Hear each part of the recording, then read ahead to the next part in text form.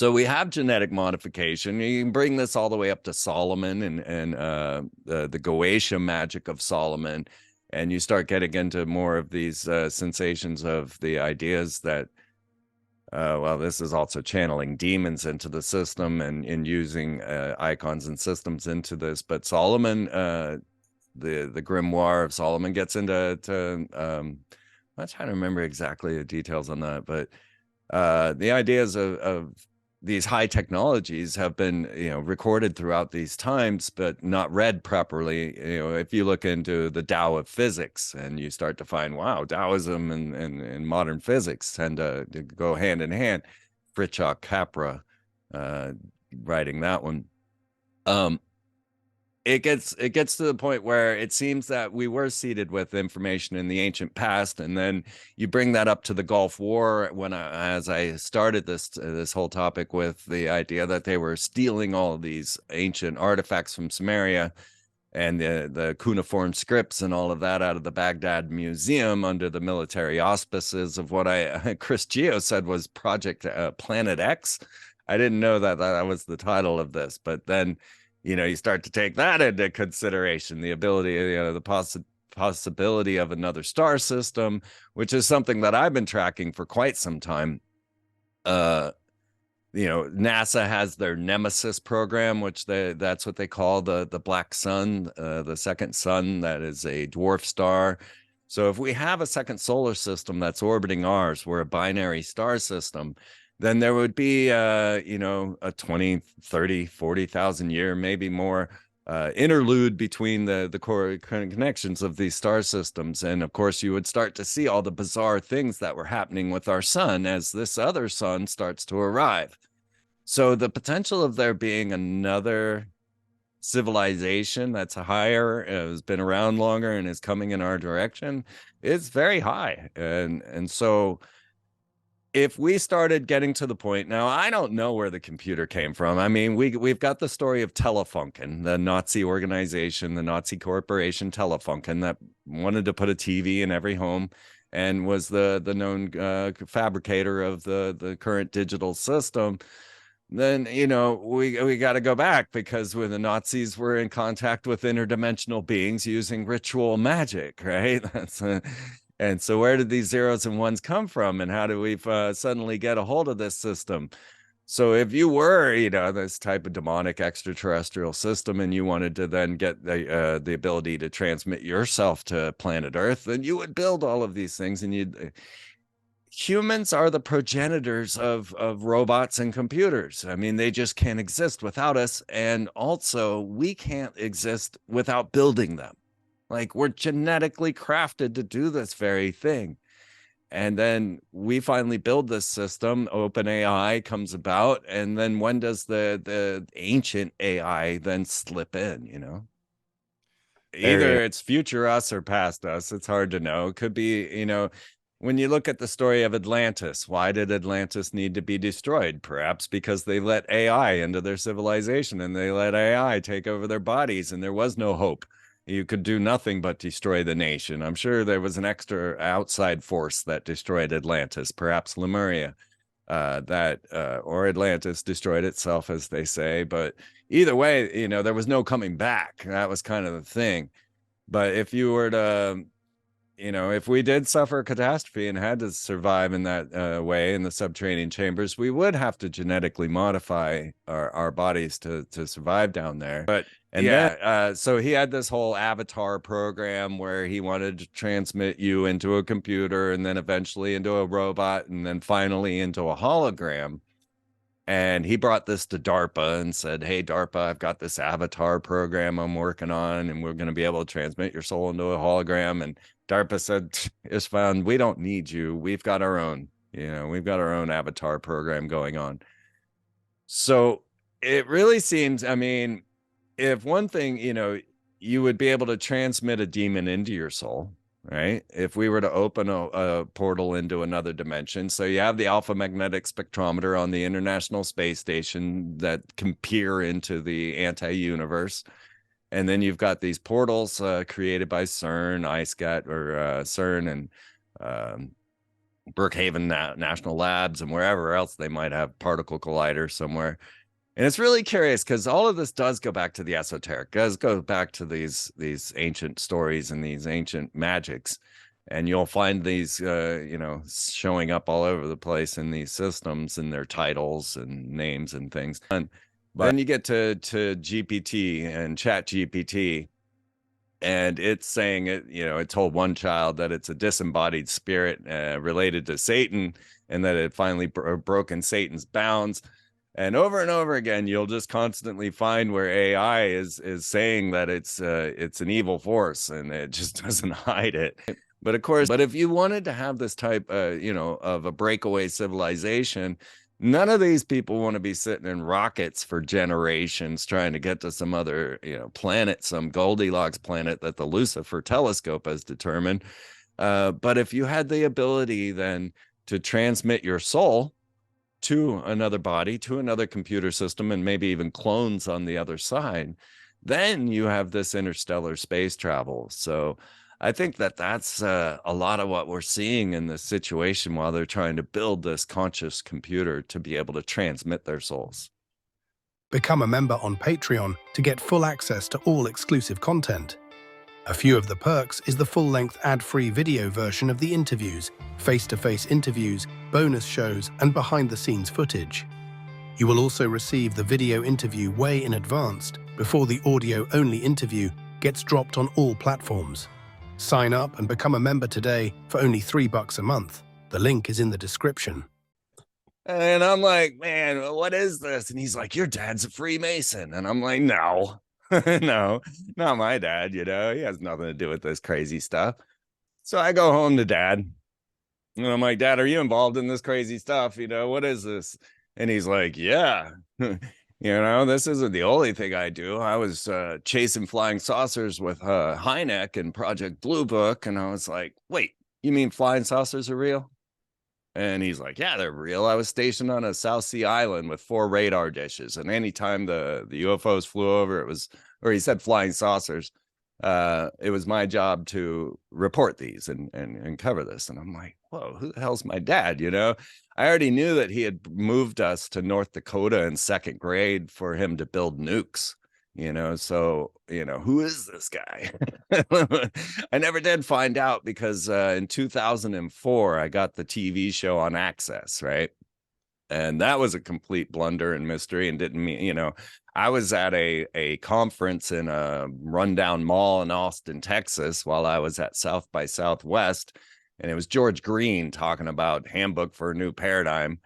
And as I'm sitting there during a break in his talk, I started telling people the signs and symbols that I recognized. Because once Alistair Morrison had opened the door for me, I just went deep in. I've been to every Grand Lodge in America. I've been to Grand Lodges all over the world of Freemasonry. I went to all the different magical orders. I went and just, I really dug in deep to figure out what the hell this was all about. And then just as I'm sitting there talking about I was talking about how during the Gulf War, they used that Saddam Hussein was claiming to be Nebuchadnezzar reincarnated. And he was having all this artwork depicting him as Nebuchadnezzar and all of this. And then they used the shock and awe to come down and drop the mother of all bombs, right?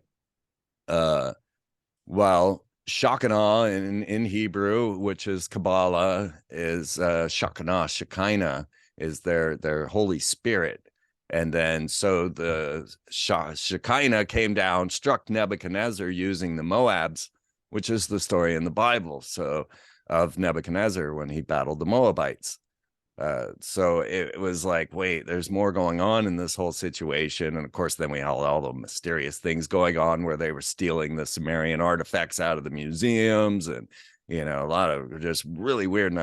So I was talking about all of this, and then the different corporate logos that I had identified, because this wasn't a thing yet. I invented that concept, basically. I revealed it. No one had ever covered these things. So as far as my history, right, I was the first person to unveil the corporate logos and their occult meanings. I was the first to make a documentary on chemtrails. I was the first to make a documentary on HAARP, and started blowing some minds on Access TV, then got on Google Video. and was had millions of followers on Google Video. Didn't even know it at first. My roommate was secretly uploading my TV shows to Google, so I was suddenly world famous and didn't know it. Then YouTube came along, and I was like, all right, I'll join YouTube. And so I'm actually one of the very first people on YouTube. So that was I'm in a documentary called Me at the Zoo from HBO Documentaries about being the earliest, YouTuber, but longest running talk show on YouTube, which is now gone, right?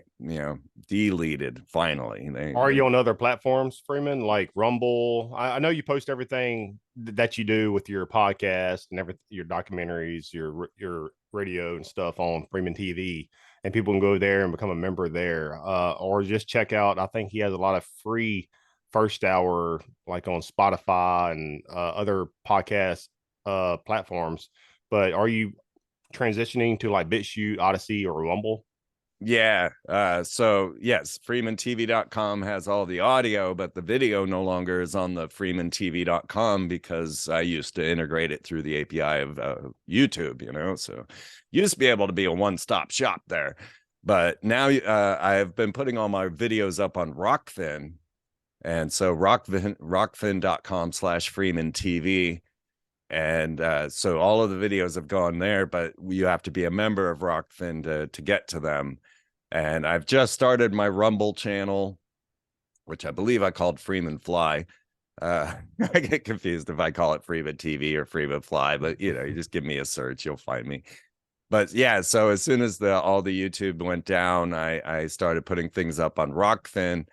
Because I started getting into the crypto world and wanted to play around with that a little bit, and you get cryptocurrencies out of your Rockfin channel. But now I've also started Rumble, as I say. But right now the Rumble is doing the audio, and I'll be getting the videos up there soon enough. But yeah, so I had to diversify. I knew I should have a long time ago, but when you got hundreds of thousands of followers on YouTube, you just stick with it, right? Yeah, trust me, I get it. That's the reason why I know it's a double-edged sword. We know how Facebook is, we know how YouTube is, but YouTube has been stuck with censorship at 31,000 subscribers.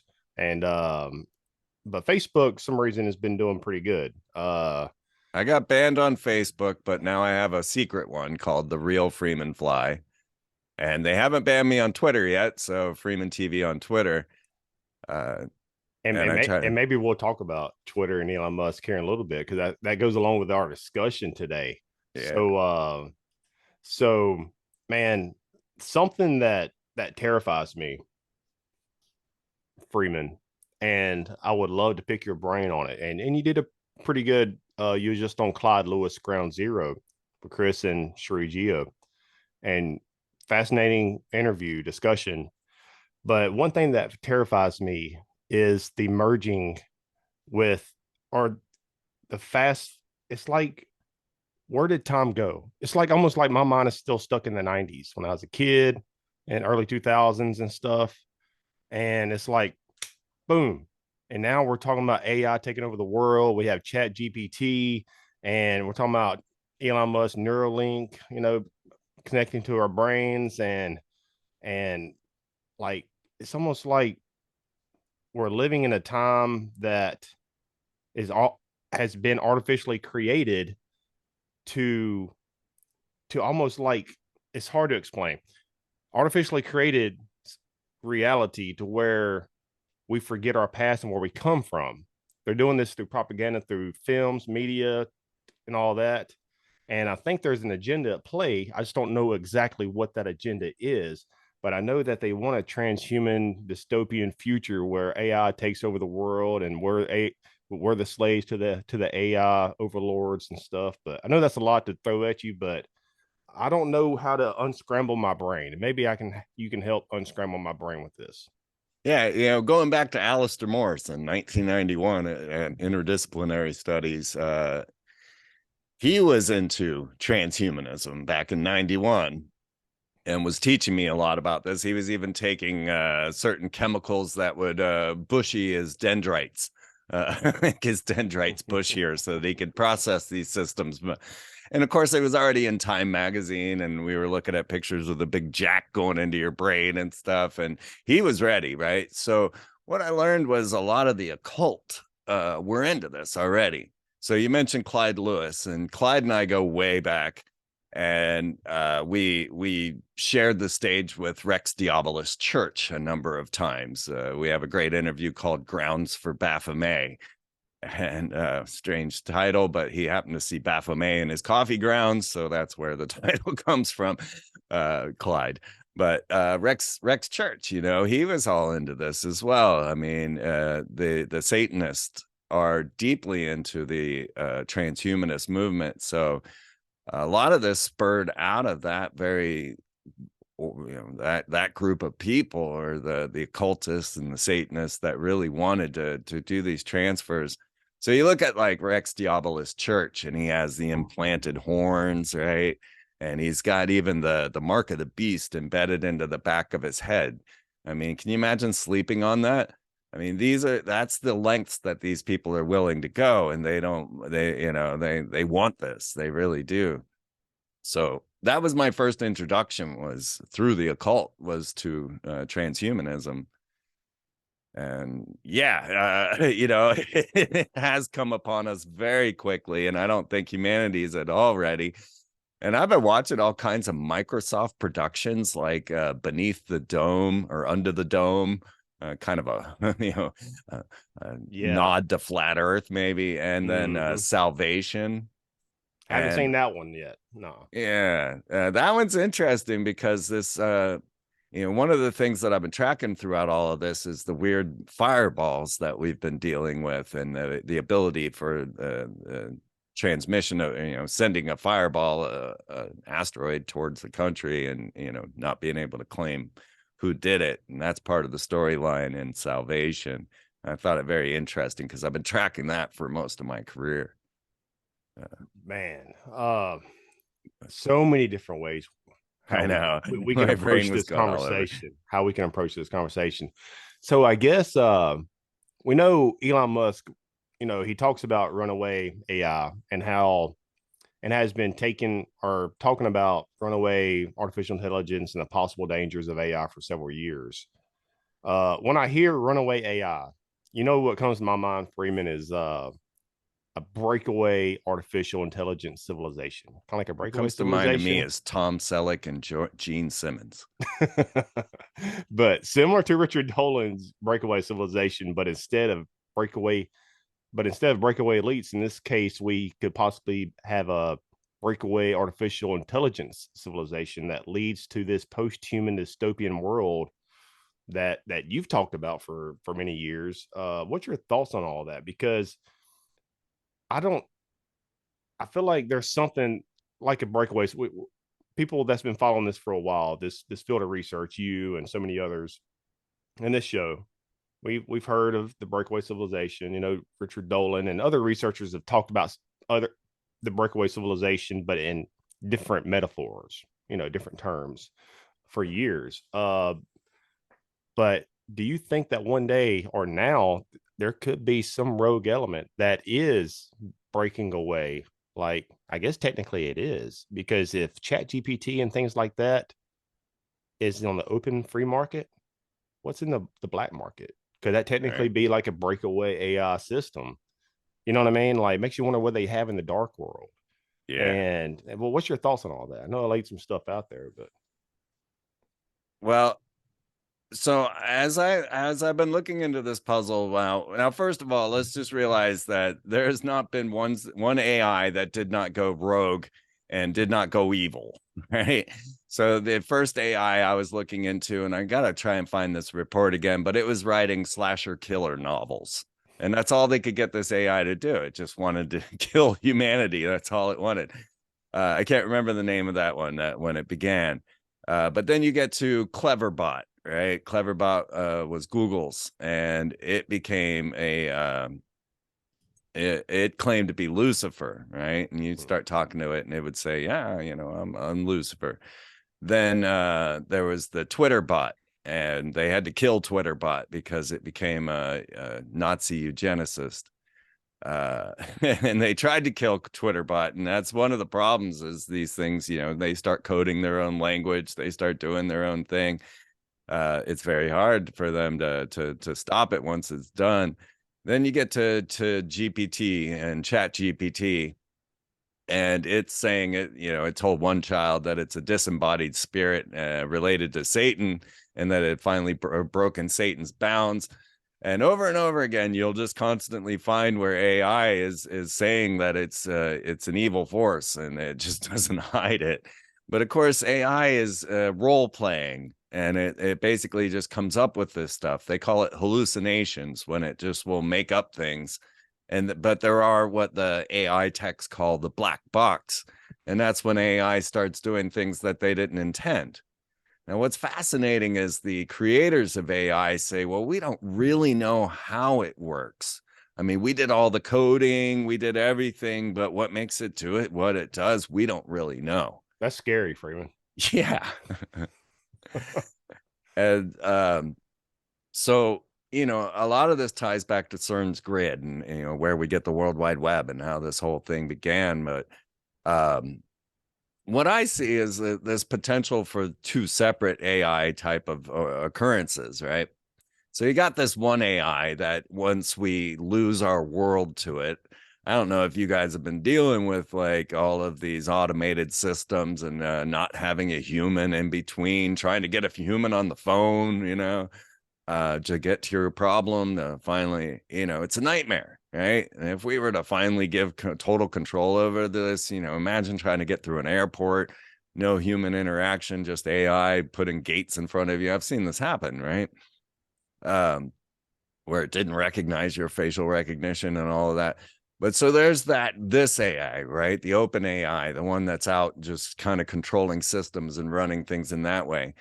But if we're looking to what they're talking about, this idea of immortality through AI, immortality through transmitting your soul into a computer system to live forever, I don't believe this could run on a computer system. I don't believe immortality could do that. And I don't think they would trust immortality to last on a computer system. So what do you need? You need an internet of bodies, one that's capable of transmitting souls, one that's capable of processing souls. Or an AI human clone hybrid. Well, yeah. Yeah. But you still need the processing system for soul transfer. Right. And I don't believe that a computer's capable of this. Everybody says this, well, it might house, a simulation of you knowing your attributes and your style and your method and all of that, but it wouldn't actually be your soul. So for those in the breakaway society, those that want to live infinitely inside of a system like this, they would need us. They would need each of us with a brain chip in us so that they could use us as the processing system instead of the computer system. So I see two separate AI systems, one that runs on the computers that controls all the humanity, and then the one that runs through us that then affords immortality to this breakaway society. Man, it's scary. So almost like they would, if they got to the level that they possibly are in the dark world, and we hear about these technologies in the dark world at least 50 years ahead, if not more, you know what I mean, in technology. So if they already had this type of technology, it wouldn't be that possibly within our lifetime, possibly, especially our children's lifetime, especially my 6-month-old daughter's lifetime, to where these breakaway AI clone human overlords, or whatever you want to call these, it's like a science fiction Philip K. Dick novel, man, that's coming true. So they would need us like in the Matrix, like as pods, as an energy source, or Monsters Inc. You know what I mean? That they would need us they would need us as a food source, possibly. And see, go ahead.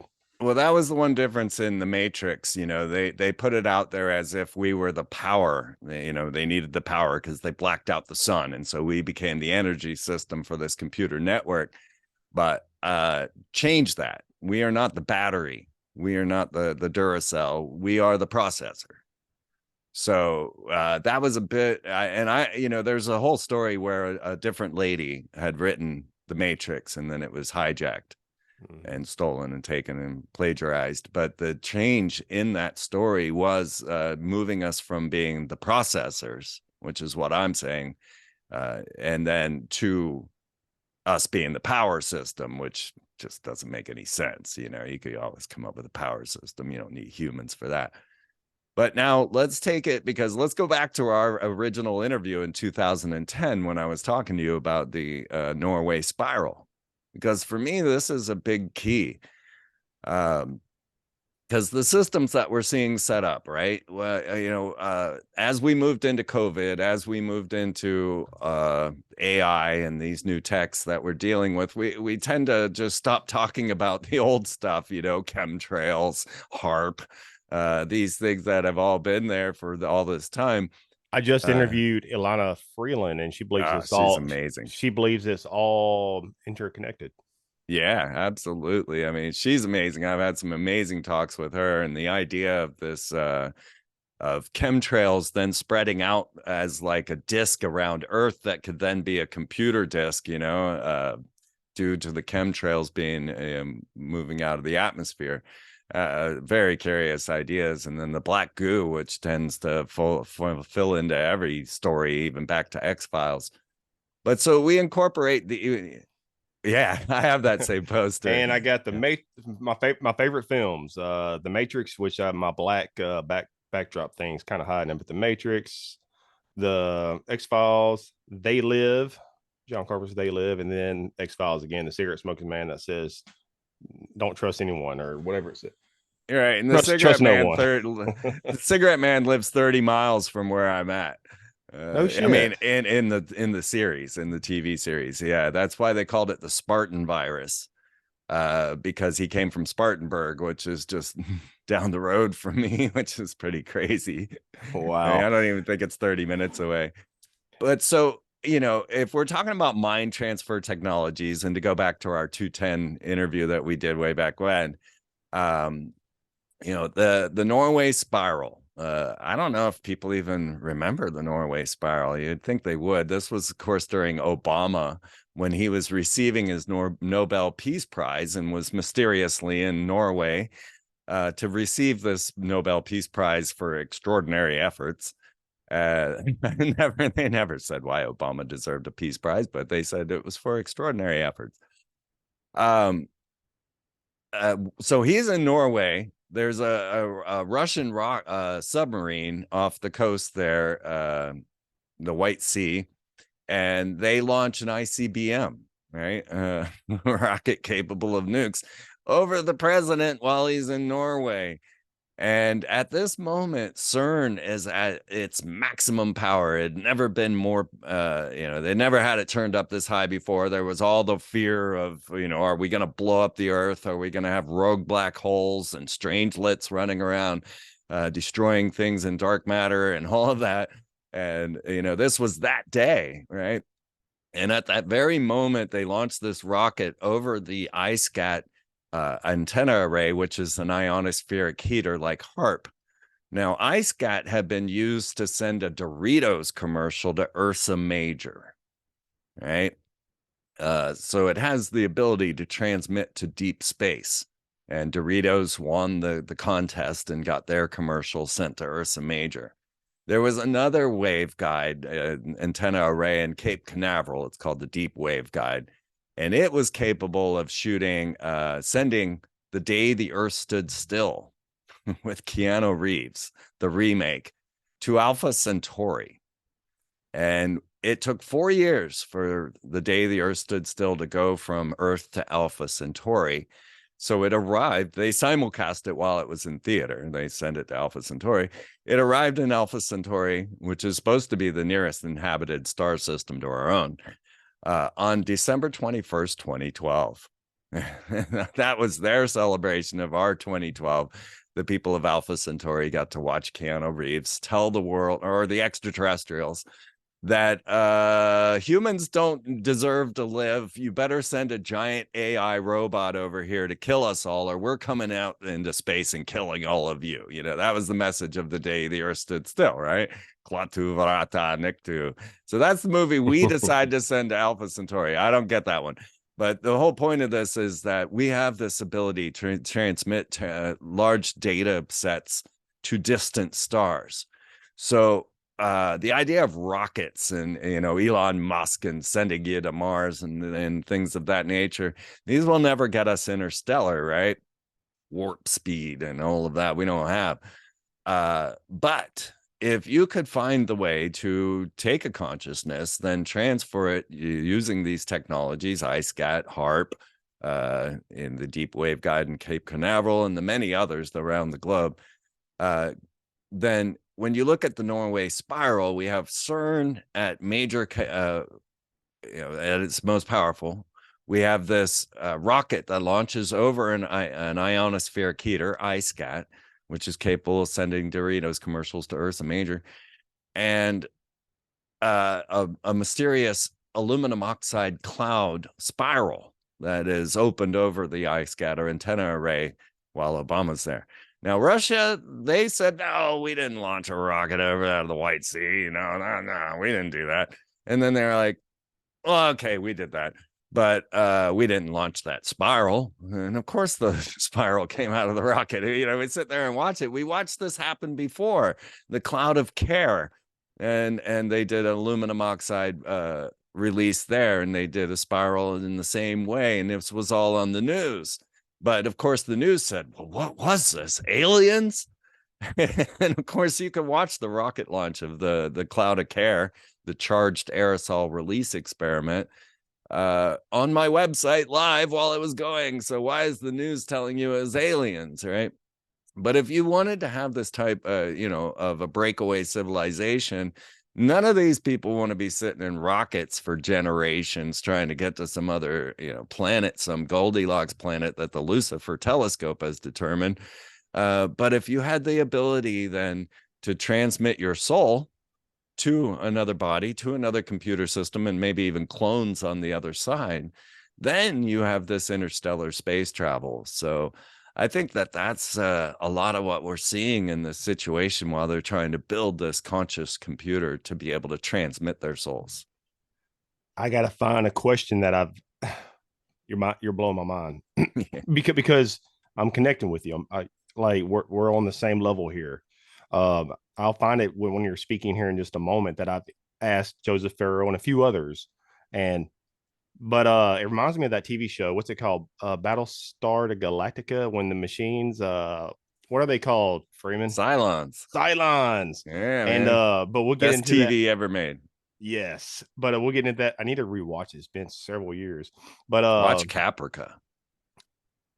Is that a spinoff or a prequel? Yeah, it's kind of both.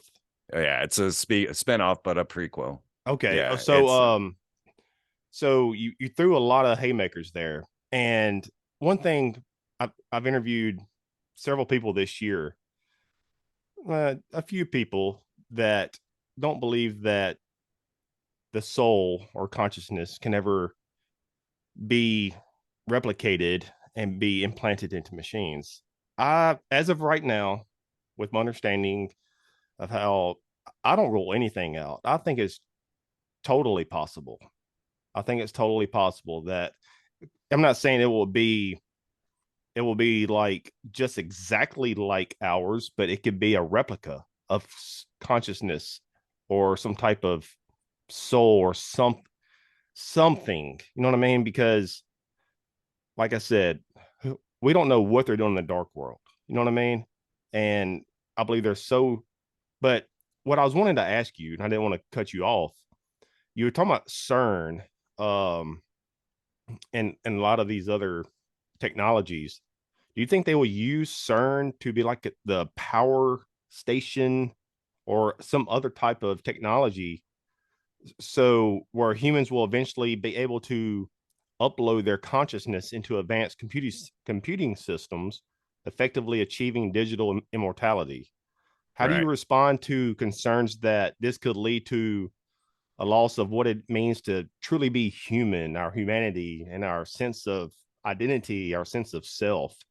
And what steps do you think we can ensure that this doesn't happen, or where we don't become this dystopian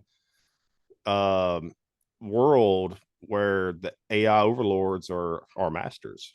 Right. Well, you know, CERN's corporate logo is 666 with a hyperdimensional portal in the middle of it. And so as we start to look at this puzzle, CERN themselves said that we will be opening these portals into another dimension. And what really fascinated me was the amount of billions that the nations of the world were giving to CERN, when, you know, it seemed that they were just looking for some esoteric physics, trying to find the God particle. But of course, when Higgs came up with the boson, he wasn't talking about the God particle. He called it the goddamn particle because he couldn't find the damn thing. Right. And then the news couldn't say that. They couldn't quote Higgs on his goddamn particle. So they called it the God particle. And all of a sudden it became this like religious sort of thing, you know, and Higgs is an atheist. You know, there was no God in his boson. It was the goddamn boson because it was so elusive. Well, why were they looking for this? Why were they spending billions of dollars? Why was every nation fighting to get into CERN if it was just some sort of esoteric physics that they were trying to figure out where, you know? Well, so when we started looking deeper into this, I like to collect the NASA badges of the projects that I find interesting. Let me see if I can get that to show without, let me open it. So this is the badge from STS-134, which was a extra space shuttle mission. That might look best there. I'll send you a picture, but you can look it up. Yeah, STS-134. It's coming through pretty good. Okay. That was the Alpha Magnetic Spectrometer mission. It was an extra mission added after they closed down the space shuttle systems, but for some reason this had to happen. And so they actually reversed the numbers so that I think 133 turned out to be the final mission, and 134 came before 133.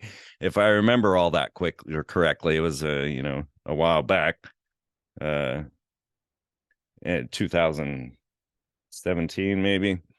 Anyway, so the Alpha Magnetic Spectrometer is a device that CERN, in conjunction with the Vatican, put up on the International Space Station. And it is a antimatter annihilation detector.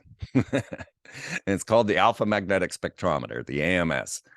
And what it sees is the anti-universe. And they put so much effort into getting this device up there, along with some cloning projects that they were doing on the International Space Station on that mission, that I found this just too much to ignore. And then it turns out the corporate logo that CERN and the Vatican, they used a corporation called Grawlator, was the corporation that built the antimatter annihilation detector. And their corporate logo is a reptilian claw. And so that's right there in the face.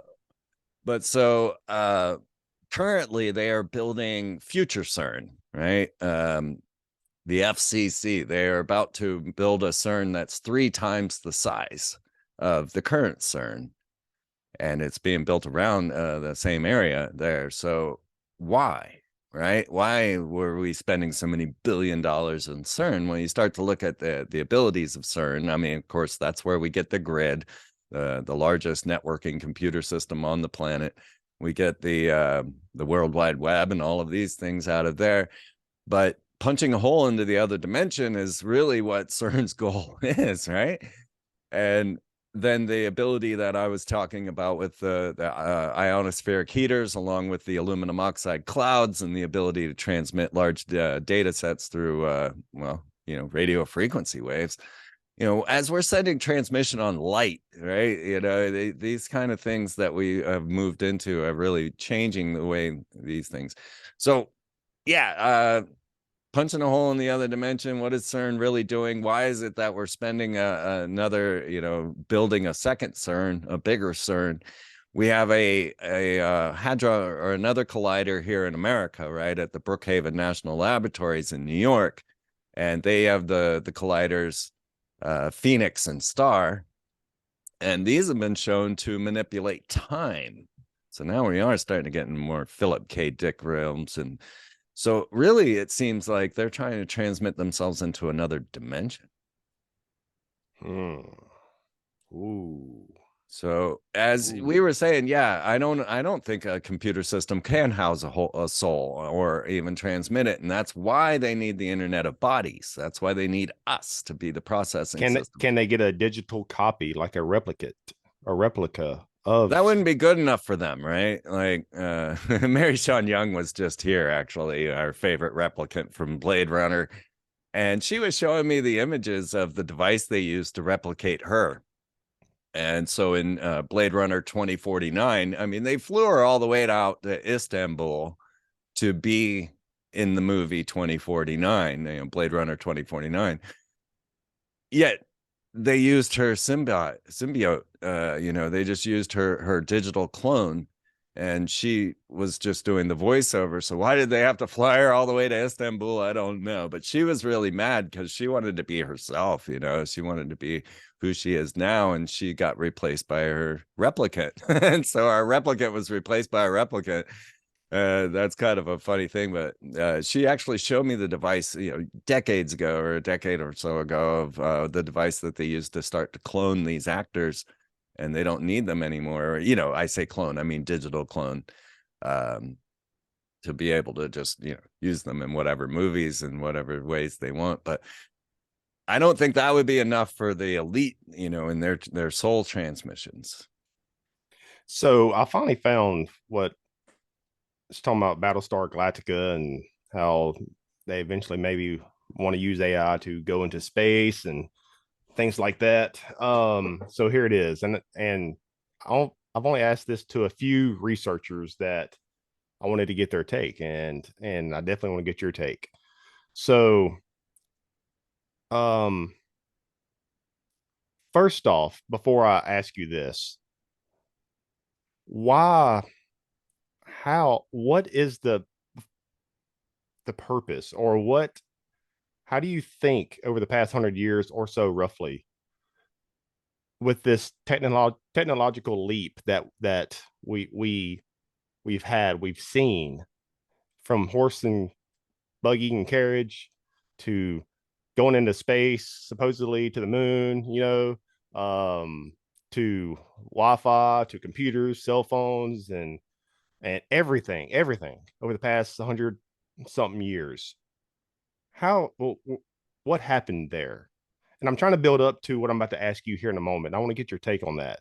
I know the Vril Society with the Nazis and things like that, and they came over here with Operation Paperclip, and maybe they expanded on that. But how did we go from riding horse and carriage to where we are today in just a short amount of time?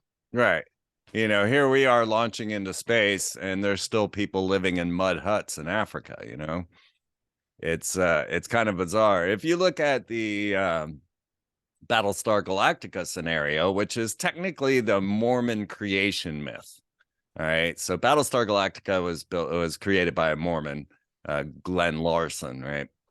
And in the initial story of Battlestar Galactica, the Cylons were a reptilian race that had destroyed their own planet and then had to transmit their souls into robots. And that's where the Cylons come from.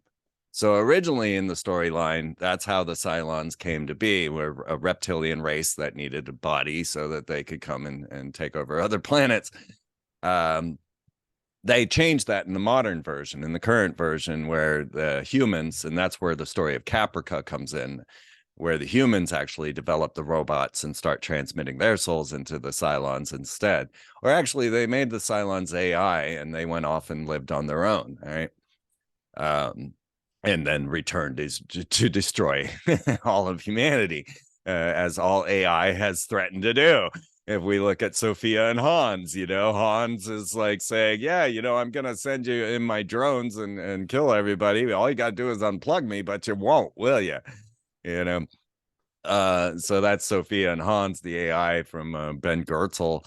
But so let me just get back to your question here. Um, because it's mind blowing. And yeah, how quickly everything transformed. So when we look at the Battlestar Galactica story, they show how they come to this planet and they seed technology and with the cavemen and such. If you get to the end of Battlestar Galactica, that's the conclusion. Sorry. it's been But out long enough. Everybody should have seen it. So. yeah. Then best TV ever, man. I love Battlestar Galactica. I do. I've loved it since the 70s and I love the new version. But so it kind of shows how the races came to be, and I find that kind of interesting because races have always been a very intriguing question to me, and one that they really don't want us looking into, and that's why they fight racism and put all the, so we won't actually question why some of us are white, some of us are black, one yellow, brown.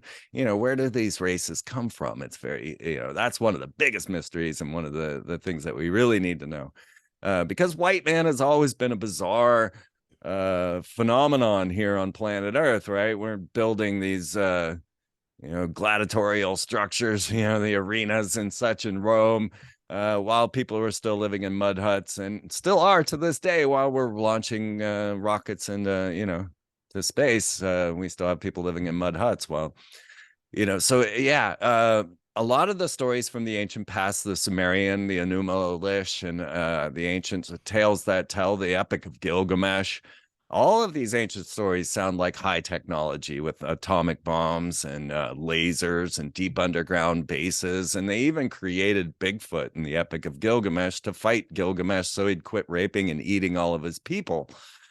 It's the first story of Bigfoot, and it's in the very first story ever told. And so we have genetic modification. You can bring this all the way up to Solomon and the Goetia magic of Solomon, and you start getting into more of these sensations of the ideas that, well, this is also channeling demons into the system and using icons and systems into this. But Solomon, the grimoire of Solomon gets into I'm not trying to remember exactly the details on that, but the ideas of these high technologies have been, recorded throughout these times, but not read properly. If you look into the Tao of physics and you start to find, wow, Taoism and modern physics tend to go hand in hand. Fritjof Capra writing that one. It gets to the point where it seems that we were seeded with information in the ancient past, and then you bring that up to the Gulf War as I started this whole topic with the idea that they were stealing all of these ancient artifacts from Sumeria and the cuneiform scripts and all of that out of the Baghdad Museum under the military auspices of what Chris Geo said was Project Planet X. I didn't know that was the title of this, but then you start to take that into consideration, the ability, the possibility of another star system, which is something that I've been tracking for quite some time. NASA has their Nemesis program, which that's what they call the black sun, the second sun that is a dwarf star. So if we have a second solar system that's orbiting ours, we're a binary star system, then there would be, a 20, 30, 40,000 year, maybe more interlude between the core connections of these star systems. And of course, you would start to see all the bizarre things that were happening with our sun as this other sun starts to arrive. So the potential of there being another civilization that's higher, has been around longer, and is coming in our direction is very high. And so if we started getting to the point, now I don't know where the computer came from. I mean, we've got the story of Telefunken, the Nazi organization, the Nazi corporation Telefunken, that wanted to put a TV in every home and was the known fabricator of the current digital system. Then we got to go back, because when the Nazis were in contact with interdimensional beings using ritual magic, right? And so where did these zeros and ones come from, and how do we suddenly get a hold of this system? So if you were, this type of demonic extraterrestrial system, and you wanted to then get the ability to transmit yourself to planet Earth, then you would build all of these things, and you'd humans are the progenitors of robots and computers. I mean, they just can't exist without us, and also we can't exist without building them. Like, we're genetically crafted to do this very thing. And then we finally build this system. Open AI comes about, and then when does the ancient AI then slip in? Very interesting. And I was taking notes because some of the rabbit holes I like to go into here in just a moment. But so that question that I've asked a few others, so do you think that the reason for this great technological leap the past 100 years is due to this unseen shadow force that manipulates society from the shadows? And if so, maybe one reason this shadow force is possibly helping with this burst in technology is because this shadow force needs us to be their worker bees and work as a collective so that one day we can eventually merge with the machines and help this shadow force finally have the technology to leave this prison planet. And the reason for them wanting us to merge with the machines, with the transhuman artificial intelligence over systems, is so that we can survive in space and be their slaves off planet. They know if we can merge with the machines, we will be their perfect slave species that can survive the vastness of space. Yeah, again, I'm not so sure that we would transport ourselves in space in that manner, in the rockets and the ideas that we hold today. I mean, the EM drive is a fascinating thing. China did announce that they had created an electromagnetic engine, what they call the impossible motor. This also was in that TV series Salvation, with produced by Microsoft, right? And let's not forget Microsoft's involvement in all of this and the ideas of the creation of AI. But What about Alter yeah. Carbon? I only watched a few episodes of Alter Carbon.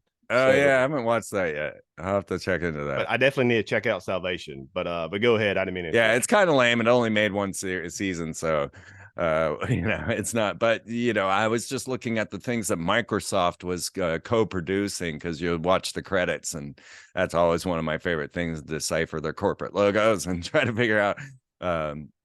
But so uh, the idea of the of breaking away, I really think has more to do with being able to transmit your soul to a clone. Of course, we go to Istvan. What's it, Zoltan Istvan, the president of the Transhumanist Society that ran on the transhumanist ticket back in I don't know, when Zoltan ran for president under the transhumanist. It wasn't that long ago. It was maybe Obama, Maybe. or but yeah, so he had this whole avatar program where he wanted to transmit you into a computer, and then eventually into a robot, and then finally into a hologram. And he brought this to DARPA and said, "Hey, DARPA, I've got this avatar program I'm working on, and we're going to be able to transmit your soul into a hologram." And DARPA said, "It's fine. We don't need you. We've got our own, we've got our own avatar program going on." So it really seems, I mean, if one thing, you would be able to transmit a demon into your soul, right? If we were to open a portal into another dimension. So you have the alpha magnetic spectrometer on the International Space Station that can peer into the anti-universe. And then you've got these portals created by CERN, ISCAT, or CERN, and um, Brookhaven National Labs, and wherever else they might have particle collider somewhere. And it's really curious, because all of this does go back to the esoteric, does go back to these ancient stories and these ancient magics. And you'll find these, showing up all over the place in these systems and their titles and names and things. But, where was I going with that? The systems of magic, the Uh, opening of portals into other dimensions. Yeah. Sorry. oh, I'm sorry. If it comes to you, go ahead. Just cut me off. But you mentioned we've been talking about CERN and these other technologies, and one of the things I was taking notes with. So, like the past 100 years or so with the burst in technology and all that, uh, like we know the Vril and Thule and all that. Well, the Vril specifically were contacting whatever entities from the other side. And you brought up dimensions, other dimensions that the elites and the Shadow Force, they're trying to tap into. So they're in Operation Paperclip. I believe they brought that technology, like the Vril and things like that, and we used that type of dark occultic type of means to tap into the other side, these other dimensional realities, and possibly that's helped with some of this technological burst that we've seen. So Yeah, like fast. the television came from the Golden Dawn experiments of trying to send a message to the other side. The cathode ray tube, the creation of the television came from the Golden Dawn sending the Maltese Cross, I believe it was the first transmission through the cathode ray tube, but it was the attempt to send a transmission to the other side. So yeah, our technology does start there. So maybe fast forward to back in when, what, 2000, when CERN, Large Hadron Collider, what, 2008, 7, 8, 9, something like that. Um, so with CERN and all these other types of technologies, maybe like with the Vril and think of channeling these entities from other dimensions and other occult elites that practice dark magic, instead of, maybe that's not the best way protocol for them to channel these entities. Maybe they need these other types of advanced technologies like CERN and others to be like a gateway, a portal to, so almost like a Stargate for them to come here just like that. And Exactly. then you have this one-way signal that's always going, especially when it's turned on. And maybe, I don't know, what kind of rabbit hole you want to go down with that. Yeah, I totally agree with you on that. That's I believe the goal is to open this dimensional portal. How does this And connect, though? How does this connect with the topic of AI and transhumanism and all of that? I don't know. I know there's something with these entities and going and from these other dimensional realities. And is that why they need us to merge with machines? Because we can't just use some of these type of, we need to be like some type of AI cloned, interfaced hybrid race. They need us to transhuman, that they need us to transform into that type of being so that we can survive some of these, or we can just upload into these technologies to go through these other dimensional realities or something like that. What do you think of that, Freeman? To make it yeah, more easy, because our meat suits can't just handle some of these technologies, you know. It right. but if we were to become like an AI cloned hybrid or whatever, or kind of like a Cylon, or I don't know, Yeah, maybe this reality that or this dark dystopian future that they want, with where our AI overlords just rule everything, maybe that would just make it more easier if we just merge with the machines. What's your thoughts? yeah, you got to look at it on two levels. So one, yeah, us, the slaves, are going to get one system where we're under a control. And of course, what did they do with 2020 but run around with PCR tests and gather everybody's DNA? Right? That's what a PCR test does. It doesn't test for a virus. And they've told us that right when they started. Like, there was no way to test for a virus, a PCR test. But what did it do? What has it always done? I mean, you go back to the X-Files. What are they using PCR tests for? Determining DNA. I mean, so this is one key factor for them, right? The bloodlines, the idea of where we come from, and the different hybrids that might be existing here. So they were getting the largest collection of DNA database going, and then injecting everybody with graphene oxide, hydrogel, and luciferase, to start to put in this system, this operating system. You look into patent 2020-060606 about generating cryptocurrency through bodily movements, right? So we see the systems coming into play, right? We see that pretty soon we'll be talking about how this is already a thing. But it did come super fast, like you're pointing out. We did just jump leaps and bounds through this. So there does seem to be an outside influence, and ritual magic seemed to be the course in which way we got this information. Of course, we can deal with the idea of extraterrestrial communication, the ability and of them to maybe have given us this information. I don't know what I think about extraterrestrials, right? Like, I don't think anybody came here from a flying saucer from Zeta Reticuli and then crashed. Like, I don't believe you could come here in a flying saucer. Now, you might be able to open a portal into a space-time continuum, and be able to just instantaneously go somewhere. But these ideas of these long-distance travels, don't make any sense to me. So if I were to start to look at the Greys as an extraterrestrial race, I wouldn't say they were extraterrestrial. I'd say they're subterranean. I'd say they existed on this planet since long before white man came to planet Earth and started to change things the way things were going. So, the U.S. It's a good government. book, Mac Toney's The Crypto Terrestrials by Mac Toney's. Nick Redfern gave me that book. It talks about the same thing, Freeman. He died. Mac Toney's actually. That's why it's a small book. He died writing this book, The Crypto Terrestrials. But yeah, Crypto Terrestrial. What's interesting is I had Andrew Kaufman on to begin the show discussing that there was no virus, right? We couldn't find a virus. There was no virus.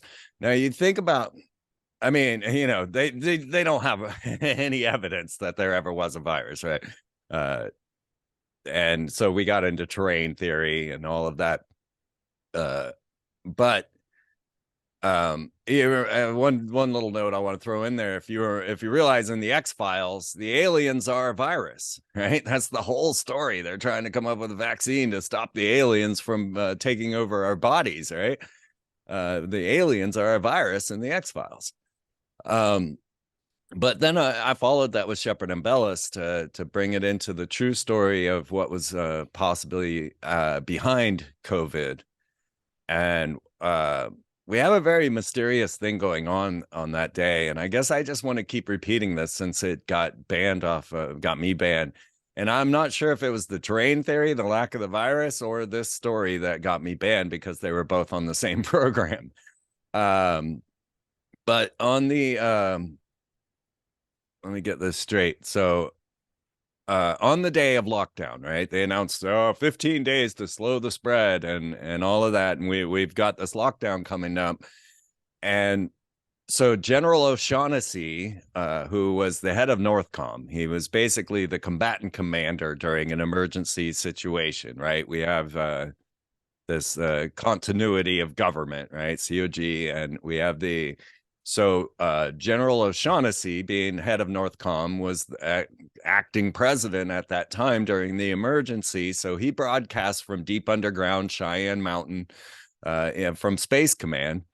And it's funny, Space Command's been around since Stargate, right? Since the TV series, right? Space Command's been around for a long time. And we didn't have an official Space Force until, Trump. But the Space Force has always been there, and Space Command's been there for a very long time. I got their badge. But, the badges that they wore on Stargate were the official Space Command seal, right? I believe this is Thor off of Stargate SG-1. Yes, it is. It's my favorite. I think I like, I don't know, X-Files and Stargate SG-1 is battling for first. Yeah. But anyways, go ahead, Freeman. Yeah, and then throw in Battlestar Galactica. Yeah. But so here's General O'Shaughnessy telling us from deep underground. This was a moment for me because I've been waiting for like this broadcast from deep underground base And there it was. You can go watch it on YouTube. General O'Shaughnessy Speaks with Fox and Friends is the name. And I'm sure you could add the link in there. I sent you the video. And he's telling us how he's setting up the Mercy and the Comfort on either side of the continent. We had those two big ships that were there to house COVID sufferers, which not a single body ever went on to either one of these ships. And then they built all the field hospitals all over the continent and put trauma doctors, not medical doctors, in these places. So there were those of us that have been following these mysterious fireballs. I've followed them for the longest time on my Oracle show. You can get these by getting my flash drive. I haven't been able to put these all back up on the web yet. So if you get the flash drive out of the shop on Freeman TV, you'll get all of this stuff and very interesting stuff on cloning and everything else. Those were my golden years, if you will, my Oracle years when I really was on this tip. But so following these mysterious fireballs, like I was talking about the TV show Salvation, very much similar, we've been launching these mysterious fireballs, and we have this robotic space plane that's been orbiting our planet for decades, right? It's called the X-37B. I think there's 6 of them, and they just swap them out, but they'll stay out there for years, right? Like this robotic space plane is about the size of a small pickup truck.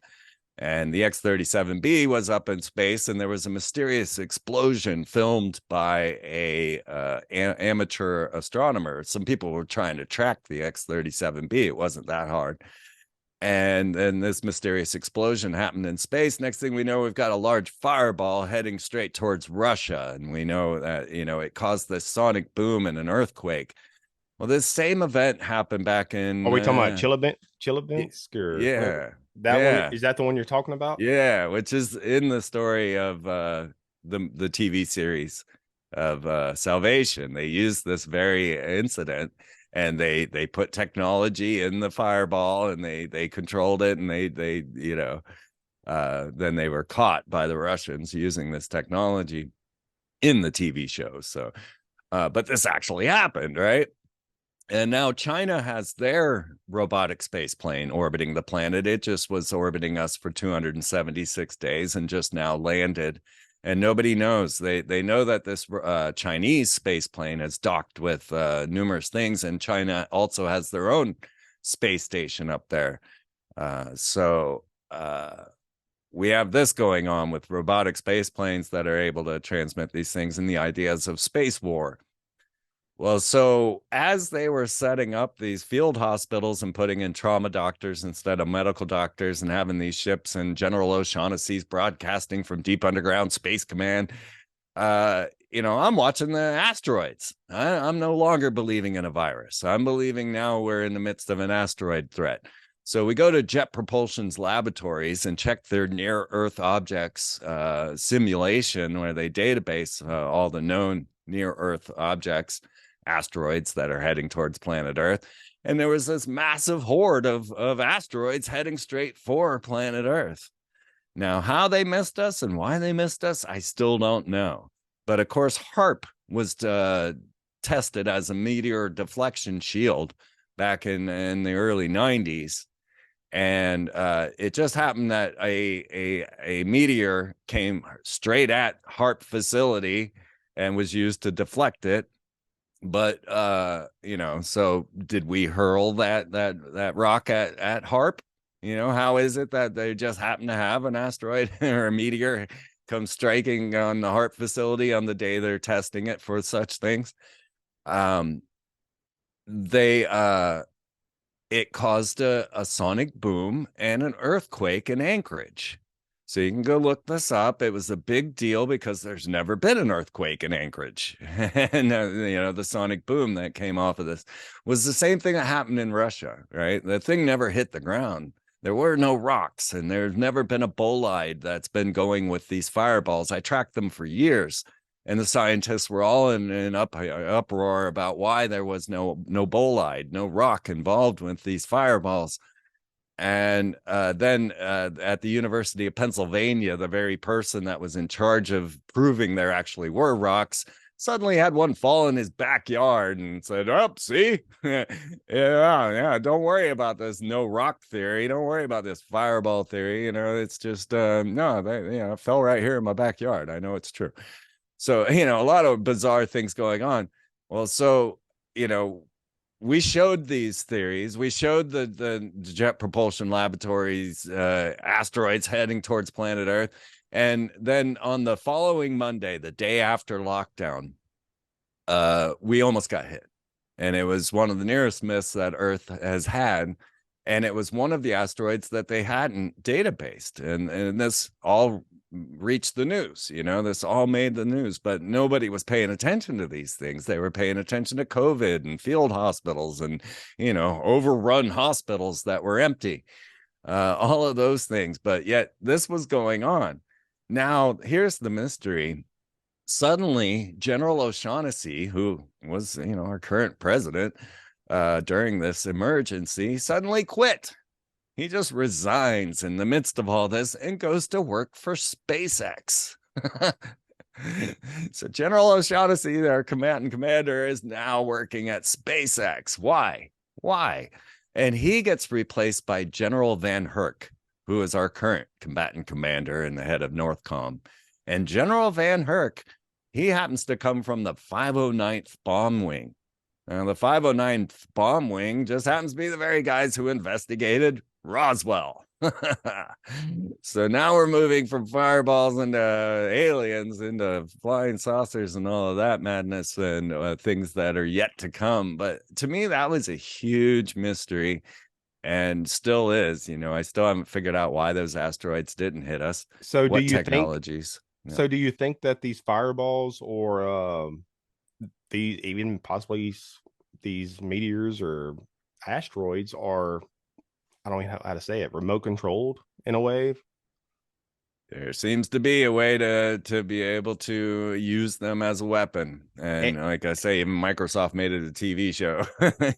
That I could see that, because have it to where it self-destructs over and it acts and it kills it the shockwave alone, where it self-destructs over an area, just like Chelyabinsk and Anchorage you're talking about, and it that shockwave can make a lot of destruction, and it kills it blows up the technology, whatever's driving that within that meteor or fireball or whatever. Right. You're on to something, Freeman. Keep going down that rabbit hole, and in the future maybe we can try to have at least a full hour segment on this. And I think you might be on to something there, man. So and then they immediately ban me from YouTube. You go to my YouTube channel now and it says that I'm a bully and all these horrible things. I forget what all it says, but it tells you I'm a horrible person. Yeah, you gotta love the algorithm, the AI algorithm. But yeah, it's an AI algorithm that's telling people that. You know what I mean? Yeah, exactly. So I've had the pleasure of interviewing Daryl Sims, the alien hunter, a few times, and once was in person at this Houston Skydancer UFO conference. And he talks about, and quote, that the aliens are, the grays specifically, are made, this is quote, are made, hatched, cloned, and manufactured. Made, hatched, cloned, and manufactured. So what's your thoughts on that, Freeman? I know you can go down many rabbit holes there. Right. And that could be Earth-based. Like you're kind of talking about, you believe that they're here, subterranean, Earth-based, whatever. So let's go on with that they are made, hatched, cloned, and manufactured, like Daryl Sims, alien hunter, says. So what's your thoughts on that, Freeman? And if what Daryl Sims is discussing about the grays being made, hatched, cloned, and manufactured is true, do you think that the grays were possibly the first push in trying to steer humanity in this human 2.0 technological dystopian future nightmare agenda? I mean, they do act like very robotic in nature, the grays.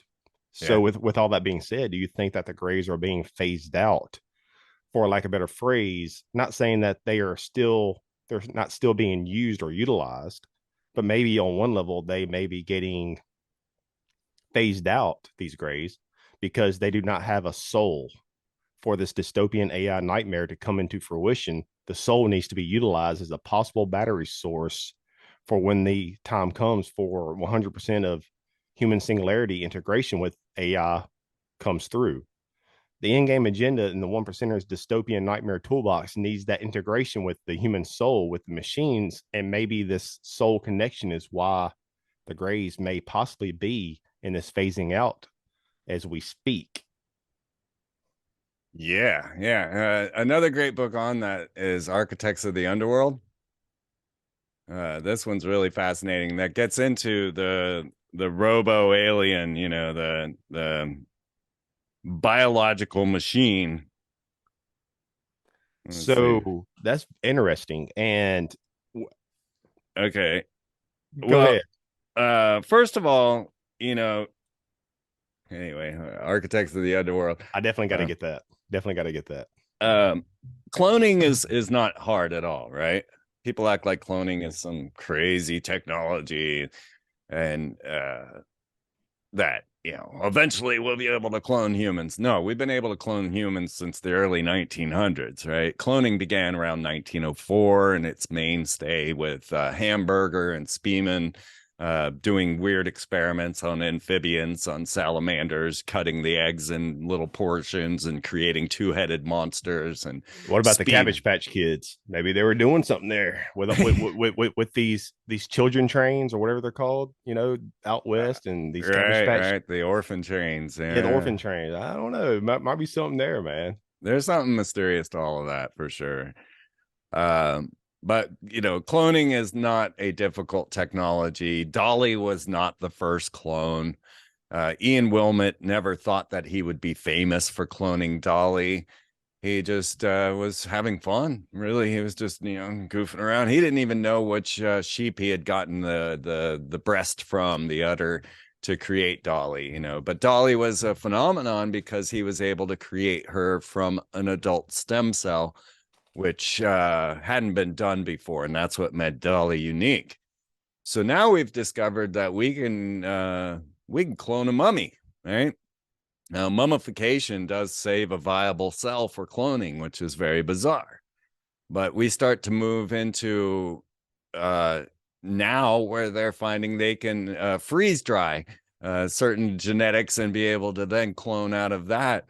So our abilities to clone have expanded. The abilities to be able to take older and older samples of DNA and bring it back to life, like they are with the mammoths and things like that.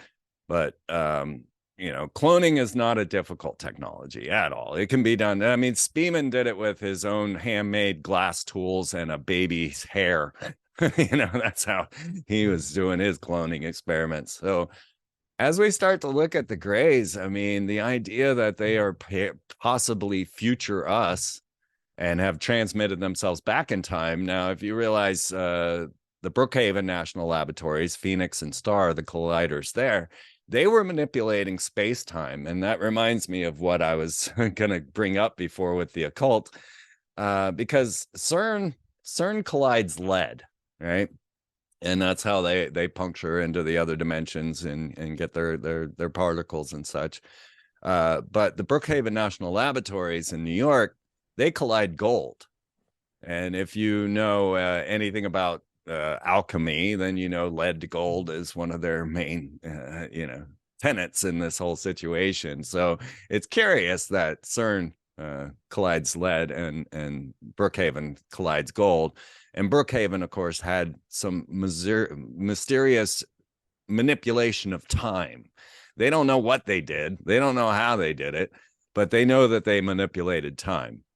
And I covered this when this actually happened. And so if we start looking at maybe time traveling us in the future that are coming back to try and stop us from doing what we did to create the grays, in order to turn ourselves into grays, I mean, we are quickly becoming that. But if you were to look at a society that had to run underground due to a catastrophe, as most of our ancient tales tell us, then you would have these Anasazi, these ant people, these underground subterraneans that were us, but then eventually became subterranean. If you want to do a play on words, Anasazi, Anunnaki, Yeah, yeah, Anasazi, exactly. I don't know. Yeah, But yeah. How do we? you talking about clones, that's not a new thing. Just like you said a while ago, you've been talking about this crap for years, Freeman. Yeah, And yeah. look, this is the Time magazine. I've showed this a few times. Uh, you like to collect books, I like to collect books and magazines too. Hmm. March 10th, 1997. Will there be another you? Yeah. Yeah, and of course, then they show you the dolly, because they want you to think that was the first clone. A Time magazine, February 19th, 2001. Human cloning is closer than you think. Yeah. And Uh, then you pull out the Playboy episode with the Raelians. Now, that was a freaky moment for me. I'm sitting there. I was an avid C-SPAN watcher, right? I liked watching C-SPAN because you saw all kinds of things on there that you just. So one day I'm watching C-SPAN. It's a congressional hearing on human cloning. And I'm like, oh, God, I got to watch this. And we have Bridget Bousselet of Clonaid come forward and start talking about her birthing Eve, how they had already birthed their first clone. And then you have Rael show up in his puffy white spacesuit with his Star of David and swastika around his neck. And he's there saying, nothing will stop this. We'll have electronic drugs, human cloning. You will live forever. And this was, back in the early 2000s. I don't remember when that was. It might have even been around Y2K. So, this has been a thing for quite some time, and cloning is not a difficult process. It really, the only thing stopping human cloning, if it were stopped, of course it's not, in the deep, dark circles, would be, is our own abhorrence to it. We don't want it to happen, but it could, and it has. And there's an interesting book right here, like David Rorvik, and I don't know, In His Image, yes. about the first human clone. Now nobody knows whether this story is true or not. Curious when this was published. And I tried to get his son on, but they. And here's another Time magazine from 1993. Cloning humans. The first laboratory duplication of a human embryo raises the question, where do we draw the line? Mm-hmm. This is 1978. Wow. Yeah. And that was public knowledge. So what are they doing if the technological gray area, is at least 50 years or plus? Who's to say it's not it's 100 years? exponential. Yeah. Yes. Well, what are they doing in the dark world? And then you got this right here from January 11th, 1999, Time magazine, The Future of Medicine. And look at the symbolism. Yeah. DNA and a serpent. Yeah. Yeah. You know what I mean? What the hell, man? So now, do you guys really, are you willing? Are you ready to believe that Barack Obama, Michelle Obama, and the children are clones of Akhenaten? I mean, for me, you were the first one to break that. I'm still the only one. Yeah. I don't get it. I thought for sure people would pick up on this. I want people to pick up on my information and go with it, run with it. I can't follow every thread, but I told you they weren't going away. There's no way they're going to resurrect this ancient family and then just let them go. So, of course, he's been behind the entire Biden administration. They even call it the Biden administration. And people are talking about Michelle coming in this next election, trying to take the Democratic ticket. Michelle being Queen T. I wish I could find this magazine. I have looked for it. When you have this many books, something gets misplaced. It takes a while to find it again. But I had this amazing work by this doctor on Queen T, about Queen T and Akhenaten, and similar situation going on there. Some people are doing something with that art anyway. I see somebody added, these are the kids. Yeah. Oh, wow. So people are taking to this. Okay. I see him more and more now. That's awesome. You I don't hear do. a whole lot of talk on it though. Not especially No. a lot of bigger channels, a lot of alternative, platforms. You don't hear a whole lot of talk about it. Like look at that. You know. Yeah, like you I'm look trying at to that. find yours. I don't That is mine there. that one. The no, the one go back up, and that one. I mean, that's my artwork. Yes. Yep. Yep. See if I can find a bigger bust of that. And the whole birth certificate thing. Yeah, exactly.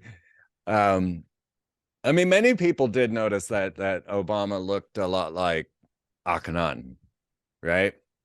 And so I kind of went with that and I did the artwork. And what I did was I was actually announcing the threat of Apophis.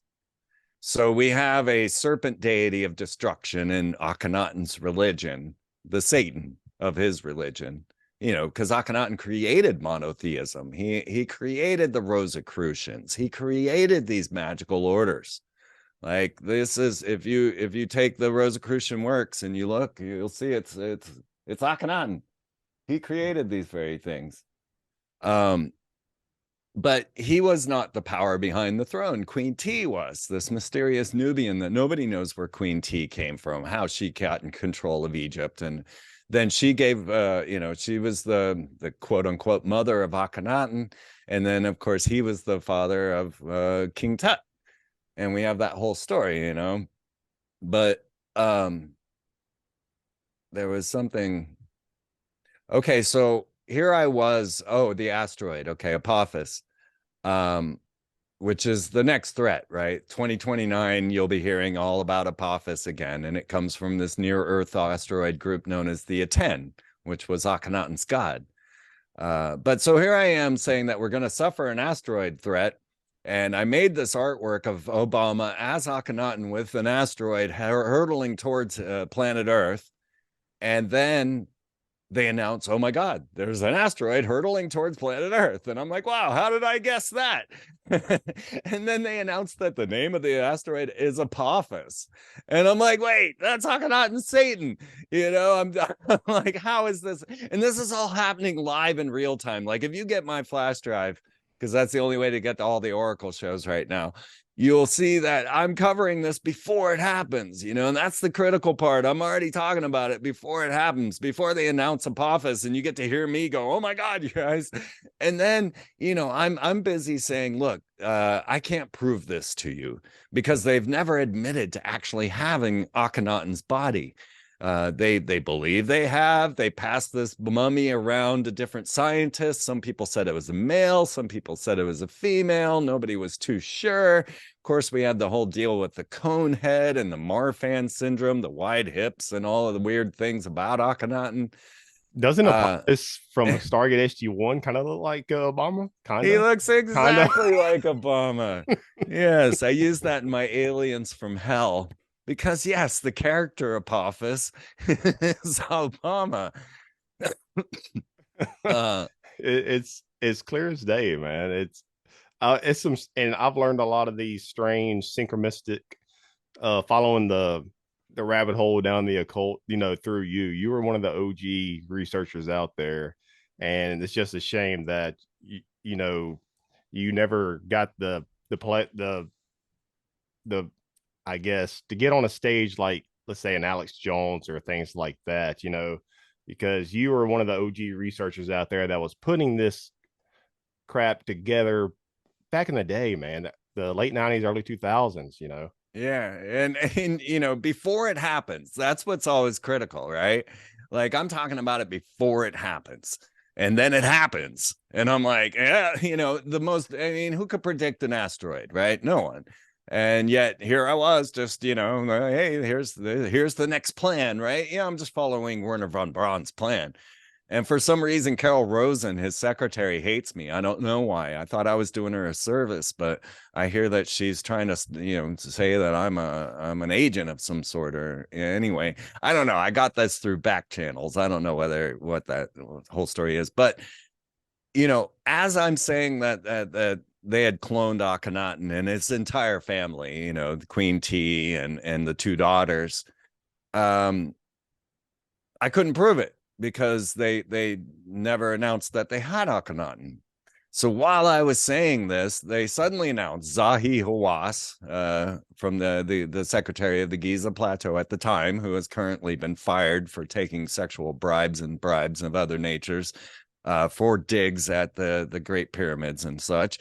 Zahi Hawass, who was our dandelion of all things ancient, known as the Indiana Jones. Anyway, this asshole, who was standing in the way of all true research, suddenly announces, well, I actually do have Akhenaten's DNA. And I have this on film, right? It was on TV. It was called Egypt Live, I think. I have it on VHS, right? And he announced, well, it was a national security secret. We could not tell you we had Akhenaten's DNA until we built a DNA cloning lab under the Cairo Museum. And now I can announce to the world that we do have the DNA of Nefertiti, Akhenaten, Queen T, the whole family. So here I am. I'm like, guys, what the hell? Here it is. I told you. So, when we start to look at these occult orders and their mysteries, Akhenaten is the major player in most of this. I mean, like I say, he founded the Golden Dawn, or the Rosicrucian Order. He's the power behind the Freemasons.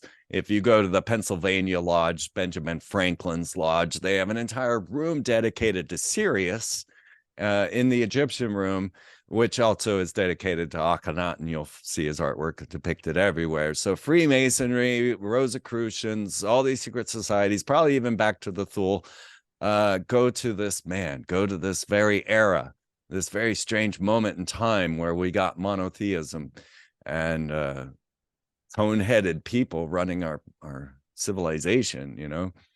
So here we are. And, I currently don't even know who's in charge of the Giza Plateau since Zahi was fired. I haven't been able to really, I guess I haven't really looked, I heard, but I forgot who it was. But to go back, maybe it was my fault. Yeah. It was Freeman's fault. You're the one to blame. So to go back to, I meant to ask you this a while ago, but we went down another rabbit hole. So many rabbit holes. Yeah. So do you think that these alien greys and possibly other alien species are actually chimeras genetically modified in a lab by these post-human dystopian elites? And like I mentioned before with Daryl Sims, where he talked about it, also saying that they are hatch, cloned, made, and manufactured.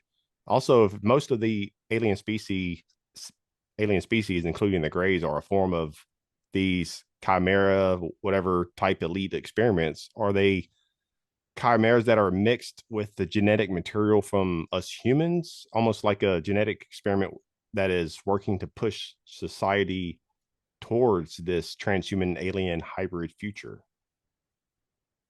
Yeah, that's not really my expertise, but yeah, I do believe that they are biomechanical robots that then can house a soul. I think that they would be well, not really even a soul, because they really just seem to be drones, right?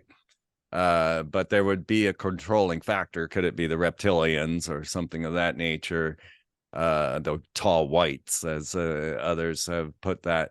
But they would have this high technology from the ancient past, very much like we would see in Planet of the Apes, or Return to the Planet of the Apes, when they have the subterranean civilization and they're all worshiping the nuke. Or was that Battle for the Planet of the Apes? One of those. It was one of them. I don't remember. So many of them. But pretty much kind of that story, where either it's future us or past us. It's hard to know. It could be, when you look at the story of Atlantis, why did Atlantis need to be destroyed? Perhaps because they let AI into their civilization and they let AI take over their bodies, and there was no hope. You could do nothing but destroy the nation. I'm sure there was an extra outside force that destroyed Atlantis, perhaps Lemuria, or Atlantis destroyed itself, as they say. But either way, there was no coming back. That was kind of the thing. But if you were to, if we did suffer a catastrophe and had to survive in that way in the subterranean chambers, we would have to genetically modify our bodies to survive down there.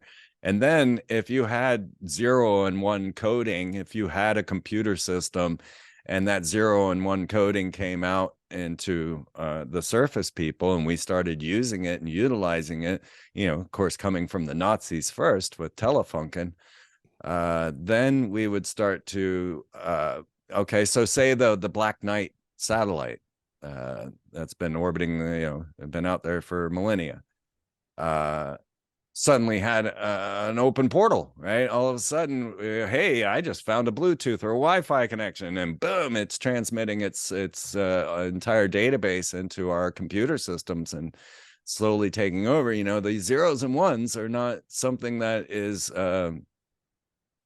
obscure, you know what I mean? Like it could survive millennia to come back and just jump right back in again.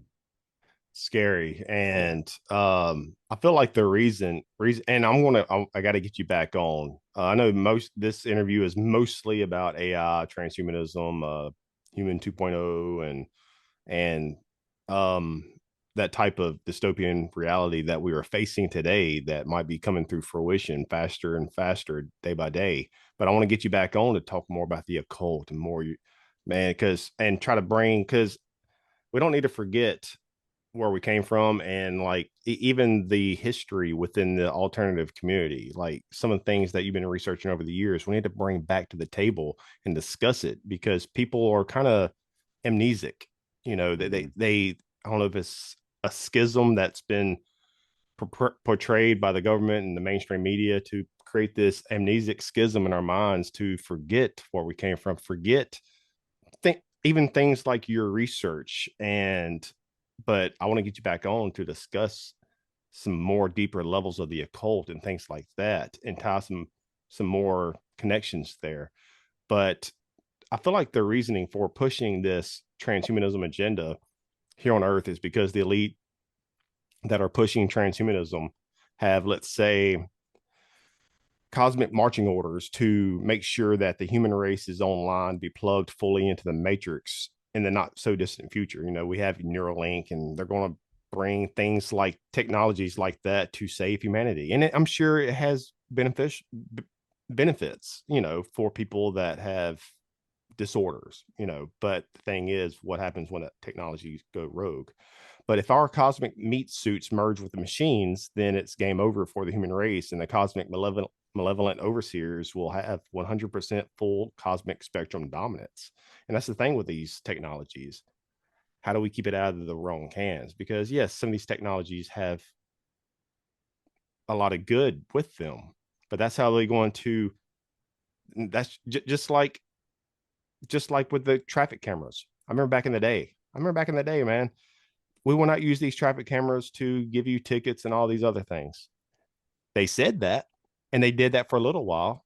It was just for the safety of us all. And now what are they doing? So they bring these technologies as good and will never be used as malevolent causes, but then years go down the road and these technologies go rogue and they start using them for their own malevolent agendas. No doubt. I mean, we are at the Rubicon, right? We are at the point of no return. And that's why I brought up the Atlantis story, this idea that, there's no getting out once you're in. It's just mutual self-destruction is the only choice. So I do believe there is a point of no return, and that we are rapidly heading towards that. And as we open these doors to this, and not many people are going to take a brain chip, that would have to be something that would be forced or snuck into our systems, right? Like maybe a vaccination could then possibly inject a bunch of people with this technology without you ever knowing. So yes, we are rapidly heading towards the point of no return. And what we really need to discover is the true potential and power of humanity. And that's where a lot of my earlier stories before I was a researcher, the stories of synchronicity and of finding God in your own life, and the ideas of the ability of life to have this purpose for you. and that everybody has a singular purpose that we need to fulfill. But all of that is distracted by all of this technology and television and, you know, just everything. You know, we've never has humanity had this much data in our brains before. But if you're a nomad and you get out there and you start discovering that life is working in your favor, and you start to realize that there is a higher power, there's something that's guiding me. I mean, it's truly fascinating to live.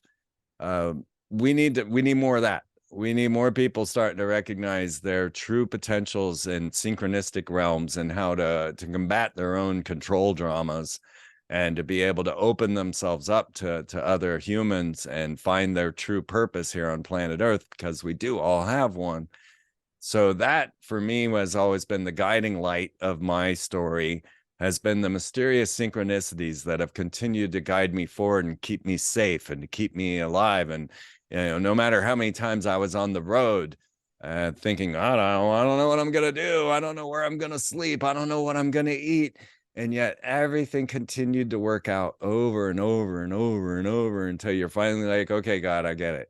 You know, like, you're looking out for me as long as I'm being true to my soul and true to my heart.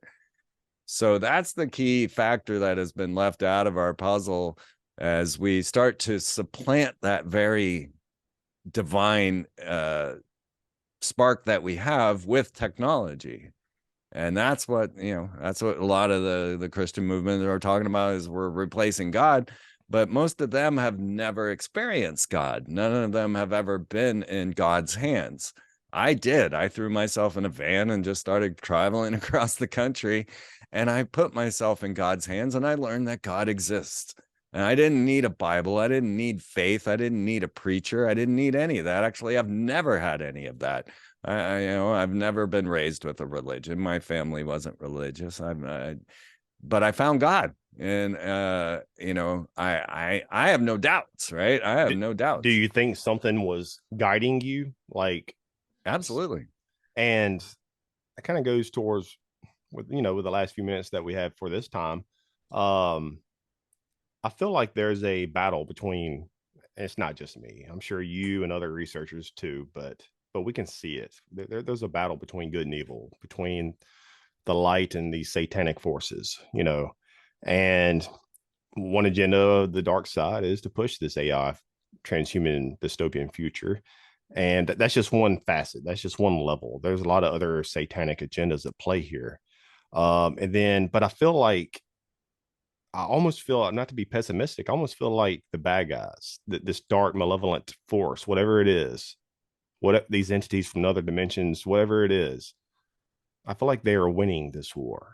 And I could be wrong, but do you think that these forces, these satanic forces, act as a type of archontic parasite that somehow was released through ancient occult rituals, Freeman? And if so, maybe that's why these satanic elites use these demonic entities as a type of archon parasite through occult rituals, because they are possibly using them by attaching to our subconscious through propaganda, through films, through music, you know, and using our soul as an energy mechanism, kind of like that in the movies Monsters Inc. that I mentioned earlier. Maybe that's why they're keeping the world in perpetual state of fear and anxiety, because it keeps us in a lower vibrational state. If we're in that perpetual state, that lower vibrational state, it makes us more easily controllable, to where we are some type of spirit farm food source for these entities. Absolutely. Yeah, you're hitting the nail on the head there. And you start to look at these future cities that are coming out, not just the 15-minute cities, but like Astana, right? Astana in Kazakhstan, which is the most sophisticated city built in the world today. I mean, they're trying to outdo Astana, but currently Astana is that. But if you look at Astana from a satellite view, you'll see that it's clearly designed as a seal of Solomon, one of the Goetia demonic seals, to control demons, right? So when Solomon was supposedly building the temple, he would contact these demons using these signs and symbols within Goetia magic, which is demonic magic. And that's how Solomon's temple got built. And of course, that is the basis for every single Freemasonic temple across the globe, is Solomon's Temple, which was built by this Goetia magic. But if you look at Astana from a satellite view, you can clearly lay one of those Goetia magic seals onto the city plans of Astana, and it fits perfectly. We have one in Nashville called the Bicentennial Mall. Very much the same thing, set up exactly as a seal of Solomon to communicate with demons. I'm wondering if I have that book sitting over here somewhere, if I could show you. I'm sure you do. I am too. I used to know where everything was, but everything got a little shifted. But you look into Solomon's magic, and you'll see these symbols. They're very popular and understood. So yes, it does appear that most of this came through demonic transmission using ritual magic that then guided the human hands into making robots and computers. That to me seems like the actual case of this story, not human ingenuity, not two men in their garage coming up with an apple. And you start looking at the bitten apple, is that, the symbol of Adam and Eve, or is it as he said, being the poison apple from Snow White, right? Or Snow White. Is it the poison apple or is it the Satan's apple? Does it matter, right? When you're staring that down. So constantly with the 666 on CERN and the bitten apple on your Macintosh and all of these signs and symbols that go back to this ancient satanic Goetia magic of Solomon and then into the secret societies, going all the way back to the Nazis and back to the Knights Templar. You take this all the way back to the Ark of the Covenant, and you start to find this puzzle that has carried on throughout time. And yeah, I really do feel that a lot of what we're seeing in CERN punching holes into the other dimension and the building of super cities like Astana all are derived from communication with interdimensional beings that we would call demons. I got to bring up one last thing for this time. Life extension. And this question I actually wrote down, brainstorming, getting these downloads, preparing for Ilana Freeland's interview. And on the Microsoft Word document, check this out. I'm about to read you the question, and I want to get your take. But when I wrote this question out on the Microsoft Word document, you just mentioned 666. It was the 666 words at this point when I wrote this question down for Ilana Freeland's, for the notes and all that, crazy. But anyways, with the life extension, do you think this is what I asked Ilana? And so I'm asking you, do you think these technologies and life extension already exist and are successful? Because if you look at a few people of the New World Order elites like David Rockefeller, 101 at his time of death, Father Bush, 94 at his time of death, George Soros, 92, even still alive, Queen Elizabeth II, 96 at her time of death, I can never say his name, Zbigniew Brzezinski, 89 at his time of death, Henry Kissinger, who will be 100 years old. Actually, he just turned 100 years old, May 27th. And these are just a tiny, tiny few of these elites. You mean to tell me that the majority of these elites in the past, up until modern day, don't die of things like you and I do, of cancer, heart attack, strokes, and other means, that the majority of us people, normal people do? Something just doesn't add up here, Freeman. Yeah, well, they openly admit to drinking baby's blood, so yeah, and adrenochrome and things like that. Yeah, they don't hide that. They don't hide that at all. My granddad died at 101, but of course he was deep into all of this and was some nefarious character too. I'm still trying to figure out my family tree because it is bizarre and fascinating.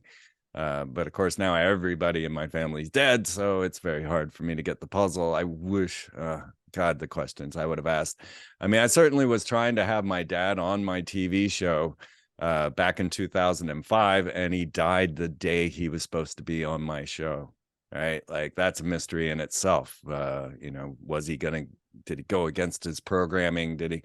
So, yeah, seeing these lengths of age, you know, they're taking Haitian body parts, these poor little children, and now Most all of the these is say, I'm sorry, but most of these satanic, yes, you're a lot of these people, normal people do live older age, but the satanic elites are very few, and most of them do live for upper.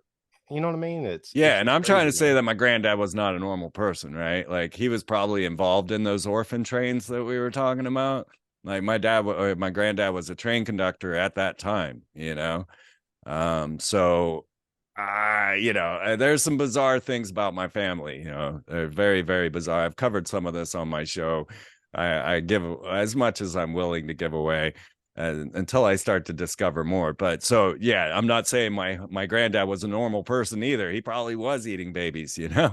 Um, so yeah, you know, they have discovered the like dark crystal, you know, the ability to suck the life out of these children and put it into themselves and keep themselves in power like that. And that just really shows you the lengths that they will go to be immortal or to stay in power as long as they possibly can. So you know they're going to use cloning, mind transfer technologies for this immortality. But I'm telling you folks, they need our bodies to do this. Computer systems aren't going to be capable of it. They're going to have to inject the operating system into us, and we will be the processors of their souls. So they will use our souls to keep their souls immortal, and they have no problems with that whatsoever. And then you got, and then maybe you got people, these elites, satanic elites like George Soros, who it's like they're glitching out, you know, like mumbling and stuff like that. It's almost like they ran out of adrenochrome or whatever it is, you know. Have you seen that? That's let me see. There's got to be a burnout factor for sure. Yeah, because let me see here if I can. But yeah, it's almost like there is a burnout factor, and they do hit like this glitch wall, you know. Like Hillary. Yeah. Yes, and Good evening, everyone. I feel honored to be addressing you this evening. Most of my life trying to understand I've been fascinated by the Greenland ice sheet, which is several kilometers deep and has built up over. My statement links climate change, which is trying to find where you. climate change. The president of the World Bank, David Malpass. Like somebody get that dude some adrenochrome, man. Yeah, right. But anyways, man, we've run out of time for this time. But one last thing, Freeman. Are you hopeful for humanity? Will the light beat the dark side?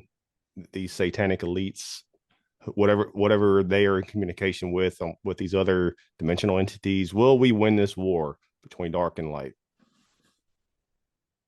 I think we're gonna go through the belly of the beast as the hero's tale will unfold, and perhaps we're, you know, in the gullet at this moment. But humanity does have this amazing spark, and if we could find that, then we can find our way out of this. But you know, having faith in humanity is humanity's salvation, and that's the hardest thing to do because we're witnessing all of this propaganda that turns everybody against everybody and makes everybody afraid, and that's the way that they win. So I do have hope because I've seen the miracles that are projected out of humanity. Every miracle that has ever happened to me has come through another human being. You know, when I say I found God, well, I found God in other humans, you know. So I do have faith that we will find our way, but I do know that there is a point of no return as well. And as I witnessed through the COVID scenario, not too many people going against the plan, that you know, it's easy to kind of lose faith in humanity. But I know when push comes to shove, we're amazing beings, and that's where my faith lies, and the fact that I know that humans are loving, caring, nurturing, wonderful beings. I've never met one that wasn't. Even in the darkest and most horrible of places and times, I've met the most amazing humans. So I do have faith. I do. And I think these trials and tribulations that we face only make us stronger. Just like a baby, if a baby is, living in a bubble, like I didn't live in a bubble. I learned the hard way. Don't touch that light socket. Okay, mama, I touched it. You know what I mean? Exactly. Like we need these trials and tribulations and we need to know where we came from. And we need to know how to learn from our mistakes, learn from these trials and tribulations, and band together and fight back against this evil. But Freeman, well, the beautiful part is I'm hearing people talk my talk now. Here we are 20 years later, and I'm hearing people talk about the CERN logo being 666. I hear people talking about cloning. They're almost understanding magic. So I've been seeing a lot of things that, I'm like, well, if you were listening to me 20 years ago, you would already know this. But, I'm so excited to finally see it reaching the surface. Like I said, you were one of the OG people out there, one of the old guy, the original people that laid this foundation for the alternative community. And I don't do this very often. I do say usually a treat, honor, a privilege, but I don't always salute, my friend. It was a treat, honor, a privilege, and I really, truly appreciate everything you've laid on the table today and things that you've laid out there for this community in the past. So thank you very much, Freeman. Thank you, Michael.